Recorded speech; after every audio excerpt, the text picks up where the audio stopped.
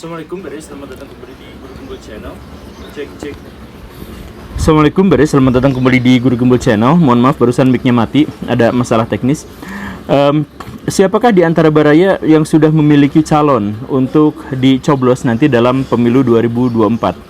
Tentu saja kebanyakan di antara kita belum menentukan pilihannya karena memang orang-orang yang ada di atas juga belum memastikan siapa yang akan mereka usung. Tetapi setidaknya dalam hal ini saya pikir saya sudah menentukan siapa yang akan menjadi calonnya atau bakal calonnya, yaitu Ibu Puan Maharani. Saya memiliki 3 alasan kenapa saya harus memilih beliau. Yang pertama itu adalah buang suara. Maksudnya begini Baraya, ada kalanya seseorang itu di satu sisi dia sudah tidak percaya lagi pada sistem pemerintahan, sudah tidak percaya lagi pada agenda-agenda pejabat, sudah tidak percaya lagi dengan orang-orang yang menjadi pejabat dan calon pejabat dan sebagainya. Tetapi di sisi lain dia didorong oleh etika demokrasi untuk tetap memilih dalam pemilu. Nah, dilema ini pada akhirnya bisa diselesaikan kalau kita buang suara. Caranya adalah dengan memilih calon yang paling kecil potensinya untuk menang. Jadi dia orang yang memilih itu tidak lagi akan dihinggapi oleh perasaan bersalah karena telah memajukan calon yang pada akhirnya ternyata mengkhianati rakyat. Kan begitu? Pilih aja calon yang paling tidak laku gitu. Nah, logika ini sebenarnya tidak berlaku sama sekali jika logika ini ternyata populer dan diterima oleh kebanyakan masyarakat. Tetapi saya pikir sampai sejauh itu adalah salah satu alasannya. Kemudian alasan yang kedua adalah kenapa harus memilih Ibu Puan Maharani? Karena Ibu Puan Maharani adalah pejabat di Indonesia yang dosanya paling sedikit di hadapan Tuhan. Setidaknya dalam kalkulasi ya. Kenapa bisa seperti itu? Karena Ibu Puan Maharani itu hujatan terhadap pribadinya itu jauh lebih banyak daripada apa yang dia lakukan selama ini. Jadi yang menghujatnya banyak, yang apanya banyak, tetapi yang kerjanya kan jauh lebih sedikit dari itu. Sehingga kalau misalkan dalam kalkulasi pahala dan dosa, kan setiap sekali kita mengumpat kepada satu pihak, maka dosanya akan berkurang, pindah kepada orang yang mengumpatnya begitu. Nah, kita menemukan bahwa Ibu Puan Maharani adalah salah satu pejabat di Indonesia yang paling banyak hujatan kepada beliau. Jangankan yang kita-kita ini gitu, bahkan ketika di podcast Pak Deddy Kobisa gitu, yang biasanya komentar-komentar positif itu yang tertera di paling atas, ini komentar negatif yang tertera di paling atas gitu. Kemudian tokoh-tokoh misalkan Pak Ade Armando yang biasanya pro terhadap pemerintah, ketika disuguhkan dengan nama Puan Maharani justru malah membelot dan menghujat dan seterusnya dan seterusnya. Nah, dengan alasan ini maka Ibu Puan Maharani jelas adalah orang yang tabungan pahalanya jauh lebih banyak daripada dosanya, karena dosanya sudah ada kompensasinya dari hujatan-hujatan yang dia terima. Dan kita kan harus memilih pejabat yang paling sedikit dosanya kan. Tapi kenapa juga ya, kenapa beliau harus selalu dihujat gitu. Jadi setiap dia muncul di YouTube, setiap dia muncul di berita dan sebagainya, komentar-komentarnya itu selalu negatif, selalu tidak memberikan support padanya, tapi justru malah cenderung membulinya. Kenapa bisa seperti itu? Saya pikir ada beberapa hal. Yang pertama itu adalah gara-gara beliau itu adalah orang yang tidak banyak bicara, tidak banyak manuver, tidak banyak gimmick, tidak banyak melakukan apapun. Bahkan kinerjanya juga tidak terlihat. Bukan berarti beliau tidak bekerja ya, tetapi kinerjanya atau pekerjaannya kita tidak melihat itu. Bukan berarti beliau tidak berprestasi, tetapi kita tidak melihat ada prestasi di sana gitu. Nah, jadi ketika terlalu banyak diam, ketika tidak banyak gimmick, tidak banyak aksi dan sebagainya, tetapi kemudian menjabat, banyak di antara masyarakat Indonesia yang kemudian mempertanyakan, orang ini kerjanya di mana, prestasinya apa, tapi kok selalu menjabat di jabatan-jabatan yang tinggi gitu. Saya pikir itu alasan yang pertama. Kemudian alasan yang kedua itu adalah bahwa Ibu Puan Maharani itu kurang sekali inisiatifnya, atau bahasa Ade Armandonya itu adalah kurang sekali leadershipnya gitu. Saya mohon maaf ya, bahkan sesuatu yang paling populer dari dirinya yaitu matiin mic itu juga kan sebenarnya bukan berasal dari inisiatifnya, tapi dia diminta oleh seseorang atau karena ada mekanisme tertentu yang mendorongnya untuk matiin mic gitu. Kan begitu ya. Nah, jadi dalam hal sekecil itu pun matiin mic, kita juga tidak melihat leadershipnya di mana, kepemimpinannya di mana. Tapi bagaimana ceritanya orang yang tidak terlihat, bukan tidak ya, tapi tidak terlihat kepemimpinannya, itu justru menjabat di jabatan-jabatan yang paling tinggi. Mungkin itu juga adalah alasan kedua kenapa Ibu Puan Maharani banyak yang menghujatnya. Kemudian yang ketiga, Ibu Puan Maharani adalah orang yang sering kali gagal untuk menyampaikan pesan-pesan dalam retorikanya, dalam kemampuan berbicaranya. Saya mohon maaf ya, sekali lagi bukan gara-gara beliau tidak cerdas, tapi gara-gara kita tidak melihatnya begitu.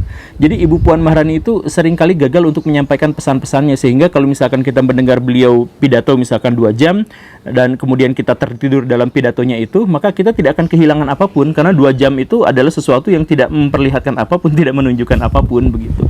Nah, dengan alasan-alasan itu dan kemudian dibenturkan dengan sebuah fakta bahwa dia selalu ada di puncak kekuasaan atau ada di ring terdalam puncak kekuasaan, maka banyak orang yang bertanya-tanya siapa sesungguhnya beliau, kenapa dipaksain banget untuk menjadi pejabat gitu.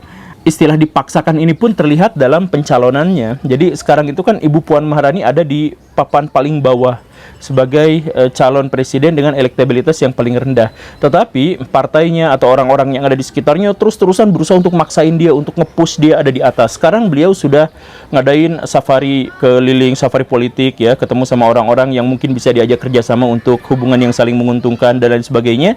Sudah melakukan itu. Kemudian media-media sekarang juga sudah semakin banyak menampilkan iklan-iklan Ibu Puan Maharani dan sebagainya, dan itu luar biasanya memang menaikkan elektabilitas. Tetapi menaikkan elektabilitas itu tetap dia ada di jajaran yang bawah gitu. Nah, jadi kenapa sih maksain banget? Kenapa orang-orang yang ada di sekitarnya, dalam hal ini misalkan ya PDIP, kan banyak tuh kader-kader dia yang lebih potensial gitu. Kenapa yang dipaksain adalah Ibu Puan Maharani terus-terusan gitu? Nah, dari sinilah kemudian saya mengajukan argumentasi yang ketiga kenapa harus memilih Ibu Puan Maharani dalam pemilihan presiden nanti tahun 2024. Yaitu apa? Ada kemungkinan bahwa Ibu Puan Maharani itu adalah korban politik sama seperti kita. Jadi saya pernah menceritakannya beberapa kali dan saya ingin menceritakannya lagi, dan saya ingin terus menceritakan pengalaman pribadi saya ketika saya harus mengajar anak TK dulu. Ini saya mohon maaf ya ceritanya diulang. Jadi saya tuh dulu punya anak murid TK. Dia belajar les ke saya. Kenapa? Karena nilainya di sekolah itu selalu jelek. Ketika saya mengajar dari dia, saya akhirnya menemukan bahwa sebenarnya dia itu tidak pengen belajar begini dan begitu, tidak pengen les apa ini. Dia pengen menjalankan hobinya, yaitu main bola, dan dia punya cita-cita besar agar menjadi atlet bola di masa depan.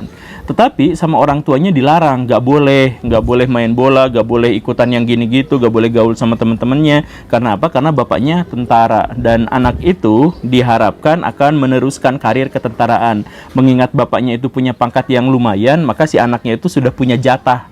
Jadi harus diarahkan ke sana, katanya seperti itu.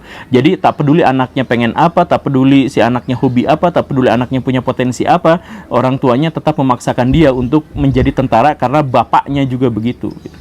Nah, akhirnya apa? Si anak itu stres, tertekan, depresi, dia tidak bisa apa-apa, dan ketika dia masuk ke jenjang usia remaja, dia makin tertekan, makin apa. Jadi seumur hidupnya dia tertekan sampai akhirnya dia meninggal karena OD, narkoba. Kan parah banget, tragis kan? Nah, mungkinkah Ibu Puan Maharani sebenarnya adalah versi lain dari murid TK saya yang tadi itu?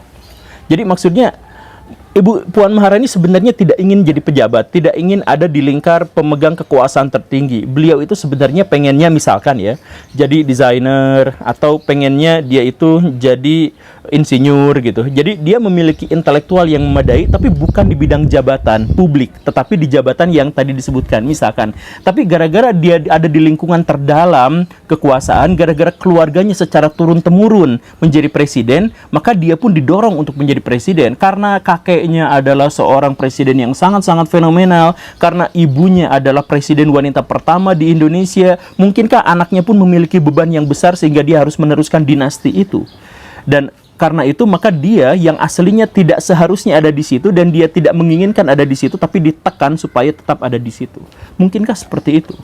Dan kalau memang kenyataannya adalah seperti itu, maka dia itu adalah korban politik sama seperti kita. Yang sekarang harus kita salahkan bukan Ibu Puan Maharaninya, tetapi orang yang menempatkannya di situ. Siapa orang yang menempatkannya di situ? Ya, tidak tahu. Tapi yang pasti orang itu memiliki ambisi yang berlebihan, yang susah sekali untuk dipenuhi. Mungkin saja seperti itu. Dia mengorbankan Ibu Puan Maharani sampai dihujat, diolok-olok, dijelek-jelekan oleh netizen seluruh Indonesia dan sebagainya. Dan Ibu Puan tetap bertahan di sana dan dia pun menjadi korban politik di sana. Tetapi di sisi lain, rakyat Indonesia secara keseluruhan juga telah dikorbankannya. Karena jabatan-jabatan yang seharusnya diserahkan kepada orang yang mau dan mampu dan mumpuni atas hal itu tidak diserahkan kepadanya, tetapi diserahkan kepada orang yang sebenarnya tidak ingin ada di sana. Mungkinkah seperti itu? Jadi orang yang dimaksud itu mengorbankan dua pihak, Ibu Puan Maharani di satu sisi dan rakyat Indonesia di sisi lain. Kalau memang ada seperti itu, kalau skenarionya betul seperti itu ya, kalau skenarionya betul seperti itu, saya pikir ini adalah salah satu orang yang paling harus dibully di seluruh Indonesia, bukan Ibu Puan Maharaninya. Terima kasih karena sudah menyimak. Saya Guru Gembul. Assalamualaikum warahmatullahi wabarakatuh.